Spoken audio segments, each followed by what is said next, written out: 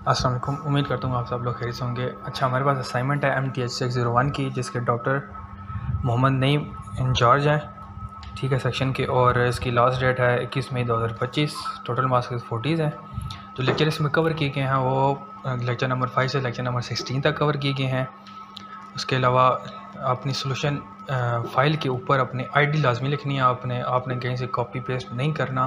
Do not use colour background वगैरह use नहीं करना। यूज़ मैथ टाइप यूज़ करना है, या फिर इक्वेशन एडिटर यूज़ करना है इक्वेशंस के लिए, ठीक है। और avoiding the copy of solution from book internet, you must solve the assignment your self. और इसके अलावा वर्ड में हमें ये असाइनमेंट लिखनी है, और अदर लाइक स्कैन इमेजेस नहीं होनी चाहिए, HTML वगैरह नहीं होनी चाहिए।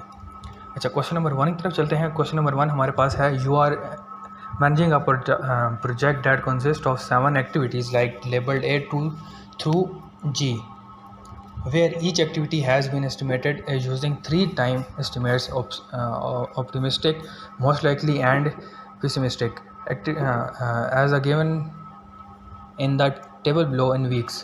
ये हमारे पास एक्टिविटी दी गई, ये ऑप्टिमिस्टिक की वैल्यूज़ हैं, ये मोस्ट लाइकली की वैल्यू है, और ये पेसिमिस्टिक की वैल्यू है, ठीक है। The project logic follows the sequence, activities A and B start the project, activities C and D begin after A is completed, after activity E begins after B and D are completed, activity F starts after B and C and D are completed, and activity G begins after F and is the final activity. Based on this information, calculate the expected time for each activity. Draw the project network diagram showing all activities. Determine all possible paths through the network and identify the critical path. Compute the total project variance and standard deviation along the critical path, and finally find the expected duration of the project. इसके solution की तरफ हम चलते हैं। अच्छा, हमारे पास values दी गई हैं इसमें। अब जो हमारे पास एक्सपेक्टेड टाइम का फार्मूला वो ये होता है, T is equal to T0 plus 4TL plus TP divided by 6, और वेरिएंस का हमारे पास फार्मूला है TP minus T0 divided by 6 का होल स्क्वायर। अच्छा, ये हमारे पास टेबल है, activity A B C D E F and G, ये हमारे पास इसकी वैल्यूज़ दी गई हैं। अब जो T है एक्सपेक्टेड टाइम का, वो फार्मूला लगाते हैं, उसके अंदर वैल्यूज़ पुट करते हैं। फार्मूला हमें पता है, हमारे पास होता है T0 plus 4TL plus TP divide by 6। अब यहाँ पर हमारे पास जो T0 की वैल्यू है वो है 2 है, प्लस 4 फार्मूले वाला आ गया। TL की वैल्यू हमारे पास 6 है, TP हमारे पास 10 है डिवाइड बाई 6। अब अगर इसको हल करेंगे तो हमारे पास इसका आंसर आ जाएगा 6। सेम एज वेरिएंस में, वेरिएंस का फार्मूला हमारे पास होता है TP minus T0 divide by 6 का होल स्क्वायर। अब TP हमारे पास क्या है 10, और T0 हमारे पास क्या है 2, ठीक है। 10 में से 2 माइनस करेंगे तो 8 आ जाएगा। 8/6 का होल स्क्वायर ले लेंगे, 1.33 का होल स्क्वायर आ जाएगा हमारे पास 1.77। सेम एज B की वैल्यूज़ देखते हैं। B की वैल्यूज़ हमारे पास हैं 4 प्लस 4 फार्मूले वाला आ जाएगा, 6 TL की वैल्यू आ जाएगी, प्लस TP की वैल्यू आ जाएगी। इसको हम हल करेंगे तो हमारे पास आंसर आ जाएगा 6.67। इस तरह वेरिएंस में TP की हमारे पास वैल्यू है 12, T0 की वैल्यू हमारे पास है 4, तो 12 में से 4 माइनस करेंगे 8 आ जाएगा। 8/6 हमारे पास आंसर आ जाएगा। इसका हम आगे कैलकुलेट करेंगे तो हमारे पास आंसर आ जाएगा 1.77। इस तरह C की वैल्यू हमारे पास है, T0 की वैल्यू हमारे पास है 2 प्लस 4 मल्टीप्लाई बाई 3 प्लस 4। इसको हम हल करेंगे तो हमारे पास आंसर आ जाएगा 3। वेरिएंस में हमारे पास जाएंगे, TP की वैल्यू हमारे पास 4 माइनस 2, तो आंसर हमारे पास आ जाएगा इसका 0.11। इस तरह D की वैल्यू हमारे पास, T0 की वैल्यू 2 है, TL की वैल्यू 4 है, TP की वैल्यू 6 है। इसमें पुट करेंगे फार्मूले में तो हमारे पास आंसर आ जाएगा 4। इस तरह वेरिएंस TP की वैल्यू हमारे पास 6 है, और T0 की वैल्यू है 2। 6 में से 2 माइनस करेंगे -4 आ जाएगा, -4/6 आ जाएगा। इसको हल करेंगे तो हमारे पास आंसर आ जाएगा 0.44। इस तरह E की वैल्यू की तरफ चलते हैं। E की वैल्यू हमारे पास है, E में हमारे पास T0 की वैल्यू है 3, TL की वैल्यू है 6, और TP की वैल्यू हमारे पास 9 है। इसको हल करेंगे तो हमारे पास आंसर आ जाएगा 6। इस तरह वेरिएंस में 9 माइनस 3 आ जाएगा, 6 आ जाएगा। 6 को डिवाइड करेंगे तो 1 आ जाएगा, 1 का स्क्वायर 1 ही होता है। F में चलते हैं। F में T0 की वैल्यू हमारे पास 6 है, TL की वैल्यू हमारे पास 10 है, और TP की वैल्यू हमारे पास है 14। इसको हल करेंगे तो हमारे पास आंसर आ जाएगा 10। इस तरह वेरिएंस में 14 माइनस 6, इसका आंसर हमारे पास आ जाएगा 1.77। सेम जी की वैल्यू जी में टी नॉट की वैल्यू 1 है, टी एल की वैल्यू हमारे पास 3 है, टी पी की वैल्यू हमारे पास 5 है। इसको हल करेंगे तो आंसर 3 आएगा। इसी तरह माइनस 5 में से 1 माइनस करेंगे तो हमारे पास आंसर आ जाएगा 0.44। अच्छा, नेटवर्क डायग्राम तरफ आते हैं। नेटवर्क डायग्राम हमारे पास है, स्टार्ट करेंगे ए सी एफ जी, एक पाथ बन जाएगा हमारे पास, ए डी एफ जी दूसरा पाथ बन जाएगा, एक हमारे पाथ बनेगा ए डी ई बनेगा, एक और हमारा पाथ बनेगा बी ई बन जाएगा, और जो हमारा एक और पाथ बनेगा वो बनेगा बी एफ जी। अच्छा, इसके अंदर जो हमारे पास वैल्यूज़ हैं, ए की वैल्यू हमारे पास आ रही है 6, ठीक है जी। सी की वैल्यू हमारे पास 3 आ रही है। हमने देखना है एक्सपेक्टेड टाइम में जो हमने निकाला है ना, उसमें जो वैल्यूज़ आ रही हैं वो हमने देखनी है, ठीक है। तो सी की वैल्यू 3 आ रही है, एफ की वैल्यू 10 आ रही है, और जी की वैल्यू हमारे पास 3 आ रही है, और ओवर आ रही है 22 वीक्स बनता है। इस तरह ए डी एफ जी हमारे पास आ रहा है 6 + 4 + 10 + 3 = 23 वीक्स। इस तरह ए डी हमारे पास आ रहा है 6 + 4 + 6 = 16 वीक्स, और बी हमारे पास आ रहा है 6.67 + 6 जो हमारे पास बनता है 12.67 वीक्स, और बी एफ जी हमारे पास है 6.67 + 10 + 3 = हमारे पास 19.67 वीक्स बनता है। अच्छा, क्रिटिकल पाथ हमारे पास वो होता है जो लॉन्गेस्ट पाथ होता है। जो हमारे पास यहाँ लॉन्गेस्ट पाथ बन रहा है वो 23 वीक्स, मतलब ए डी एफ जी वाला बन रहा है, ठीक है। तो हमारे पास जो प्रोजेक्ट ड्यूरेशन होगा वो होगा 23 वीक्स का, और जो टोटल वेरिएंस हमारे पास आ जाएगी, टोटल वेरिएंस हमने उसकी निकालनी है जो हमारे पास लॉन्गेस्ट पाथ है।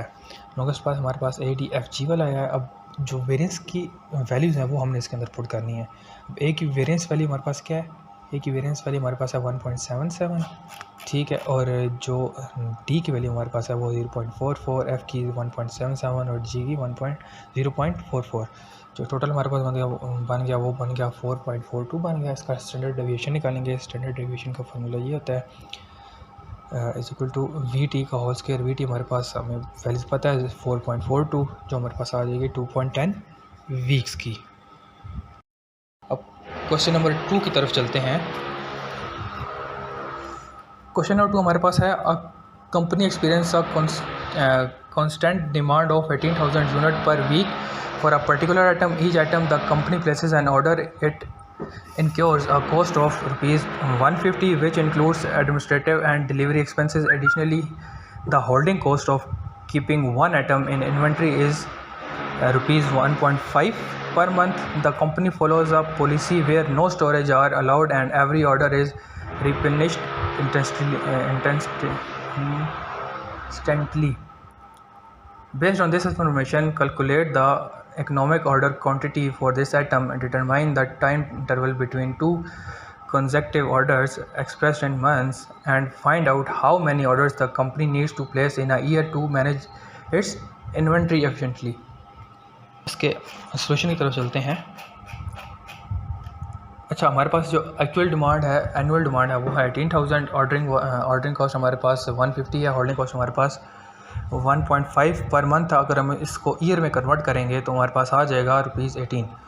जो इकोनॉमिक ऑर्डर क्वांटिटी का फार्मूला होता है वो 2DC1 / C2 आ जाएगा। तो इसमें हम वैल्यूज पुट कर देंगे। 2 × D की वैल्यू हमारे पास 18,000, C1 की 150, C2 की 18। तो हम इसके वैल्यूज़ को हल करेंगे, इसको मल्टीप्लाई कराएंगे। जो ऊपर वाली वैल्यूज़ हैं वो हमारे पास आ जाएगा 540000 / 18। इसको हम डिवाइड करेंगे तो हमारे पास आंसर आ जाएगा 300000। इसका अंडर रूट लेंगे तो हमारे पास आंसर आ जाएगा 5.47.72। इसको अराउंड अबाउट करेंगे तो हमारे पास 548 यूनिट्स आ जाएंगे। नंबर ऑफ़ ऑर्डर पर ये हमारे पास कैसे निकलेगा, जो हमारे पास एनुअल डिमांड है उसको डिवाइड करा देंगे जो हमारे पास इकोनॉमिक ऑर्डर क्वांटिटी आई है। तो आंसर 18,000 / 548, इसका आंसर हमारे पास आ जाएगा 32.84, जो around about 33 orders per year होता है। Time between two consecutive order हमारे पास आ जाएगा 12 month / number of orders, 12 / 33। Number of order हमारे पास है 33, तो इसका जो आंसर आ जाएगा वो हमारे पास आ जाएगा 0.36 मंथ, जो तकरीबन बनते हैं 10.8 डेज़, अराउंड अबाउट 11 डेज़ कर लो। तो जो हमारे पास आंसर आ गए, ही ओ क्यू का आंसर हमारे पास है 548 नंबर ऑफ़ ऑर्डर हमारे पास है 33 और टाइम बिटवीन ऑर्डर जो लगा है वो हमारे पास लगा है 0.36 मंथ, जो 11 दिन बनते हैं तकरीबन। अच्छा, क्वेश्चन नंबर 3 की तरफ चलते हैं। क्वेश्चन नंबर 3 हमारे पास है, manufacturer products a product with an annual demand of 10,000 unit, the setup cost per order is 400 while the holding cost is 3 per unit per year and the storage cost is 6 per unit per year. The production rate is 20,000 unit per year. Based on this information, calculate the economic order quantity and determine maximum inventory level that will enable the manufacturer to manage inventory efficiently. इसके solution की तरफ हम चलते हैं। अच्छा, जो हमारे पास annual demand है वो है 10,000, जो ऑर्डरिंग कॉस्ट हमारे पास है वो 400 है, जो होल्डिंग कॉस्ट है वो 3 है, जो स्टोरेज कॉस्ट है वो हमारे पास 6 है, प्रोडक्शन रेट 20,000 है, डिमांड रेट 10,000 है। तो हमें दो चीज़ इसमें फाइंड करनी है, एक इकोनॉमिक ऑर्डर क्वांटिटी और दूसरा जो हमारे पास मैक्सिमम इन्वेंट्री लेवल। जो इकोनॉमिक ऑर्डर क्वांटिटी का फार्मूला हमारे पास ये रहा, 2DC divide by C2 1 minus D/P multiply by C3 divide by C3 plus C2। अब इसमें हम वैल्यूज पुट करने के 2D की वैल्यू हमारे पास 10,000 मल्टीप्लाई बाई C1 की वैल्यू हमारे पास 400, C2 की वैल्यू हमारे पास 3 1 माइनस D की वैल्यू हमारे पास है जी 10,000 डिवाइडेड बाई P की वैल्यू हमारे पास है 20,000। इस तरह C3 की वैल्यू हमारे पास 6 है, C3 की वैल्यू हमारे पास 6 और प्लस C2 की वैल्यू हमारे पास 3 है।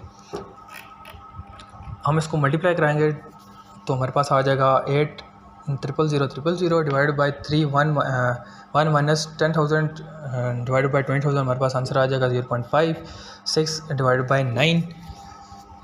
तो अब इसको हल करते हैं, हमारे पास 1 माइनस 0.5 आ जाएगा हमारे पास 0.5, 2/3 आ जाएगा। इसी तरह हमारे पास 3 को मल्टीप्लाई कराएंगे 0.5 के साथ तो हमारे पास आंसर आ जाएगा 1.5, 2/3 का हमारे पास वैल्यूज़ होती हैं 0.6667 और 8,000,000 डिवाइड बाई 1.5 करेंगे तो हमारे पास आंसर आ जाएगा 5,333.33 मल्टीप्लाई बाई 0.6667 जो हमारे पास आंसर आ जाएगा वो आ जाएगा 3,55733.33। इसका होल स्क्वायर रूट लेंगे तो हमारे पास आंसर आ जाएगा 1885.66 जो अराउंड अबाउट हमारे पास 1886 बनता है। मैक्सिमम इन्वेंट्री लेवल हमारे पास क्या है जी, इसका फार्मूला हमारे पास होता है EOQ multiply by C3 plus C2 plus C3 multiply by 1 minus DP।